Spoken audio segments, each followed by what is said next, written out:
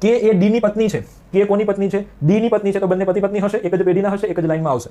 તો આ કે અને આ ડી પત્ની કોણ છે? તો કે એ ડી ની પત્ની છે, કે પત્ની છે તો કે સ્ત્રી એટલે માઇનસ, તો આ એનો પતિ જ હોય. બંને એકબીજા સાથે પરણેલા છે તો બંને બાજુ એરો અને વચ્ચે શું લખી દઈશું? યુગલ. તો આ બંને પતિ પત્ની બની ગયા. આગળ જઈએ. બી એ સી ની પત્ની છે.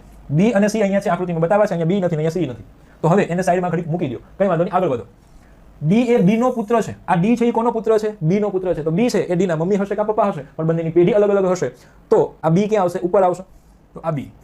હવે પુત્ર કોણ છે બી અને ડી માંથી? તો કે ડી પુત્ર છે, તો એરો કોના તરફ આવશે? ડી તરફ આવશે. અહીંયા શું લખીશું? પુત્ર. બી ઉપર પ્લસ માઇનસ કરવાનું નથી. આગળ વધી.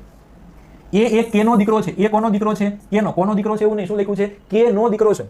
કે અહીંયા છે, તો આ કે નો દીકરો કોણ છે? એ છે. તો કે નો દીકરો આવશે, એ ક્યાં આવશે? નીચે આવશે. કોણ છે? તો કે એ છે. તો એ આ કે નો દીકરો છે, તો અહીંયા આપણે લખીએ દીકરો અથવા પુત્ર લખો. એ દીકરો છે તો પુરુષ હશે, તો પ્લસની નિશાની મૂકી દો. પછી તો અહીંયા ડાયરેક્ટ પ્રશ્ન આવી ગયો. તો આપણે બી એ સી ની પત્ની છે એવું લખેલું છે, બરાબર ને? આ બી જો અહીંયા હવે છે, તો આ બી કોણ છે? તો કે સી ની પત્ની છે, તો સી ને અહીંયા બેસાડી દો. બંને પતિ પત્ની હોય, એક જ લાઈનમાં હોય, યુગલ હોય તો બંને તરફ એરો, અહીંયા લખીશું યુગલ. પત્ની કોણ છે? તો કે બી પત્ની છે, તો બી ઉપર માઇનસ, તો સી ઉપર બાય ડિફોલ્ટ શું આવશે? પ્લસની નિશાની આવશે.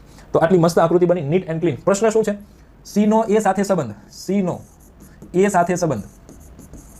તો સાહેબ ક્યાંથી ક્યાં જવાનું છે? તો કે એ થી સી તરફ જવાનું છે. ક્યાંથી ક્યાં જવાનું છે? એ થી સી તરફ. તો ચલો જઈએ. હા, એ અહીંયા છે, સી ડાયરેક્ટ ઉપર છે, તો અહીંયાથી આમ જઈએ. એરો કોના તરફ બતાવીશું? સી તરફ.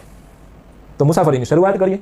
એ તરીકે હું પોતે બેસી જઈશ, એથી શરૂ કરી, સી તરફ જવાનું છે. તો આ હું કોનો દીકરો? કે નો દીકરો. કે સ્ત્રી છે, તો કે મારા મમ્મી. મારા મમ્મી છે ઈ સ્ત્રી છે અને આ પુરુષ છે, બંને યુગલ છે, તો આ એના પતિ છે. તો મારા મમ્મીના પતિ એ મારા શું હોય? પપ્પા હોય. અને મારા જે પપ્પા છે એ બી ના પુત્ર છે, અને બી એક સ્ત્રી છે, તો એ મારા પપ્પાના મમ્મી હશે. મારા પપ્પાના મમ્મી એ મારા દાદીમાં હશે, અને મારા દાદીમાં છે એ પાછા સી ના પત્ની છે, તો આ મારા દાદીમાના પતિ છે. મારા દાદીમાના પતિ એ મારા દાદા થાય. શું થાય? દાદા. તો અહીંયા જવાબ શું આવશે મિત્રો? દાદા.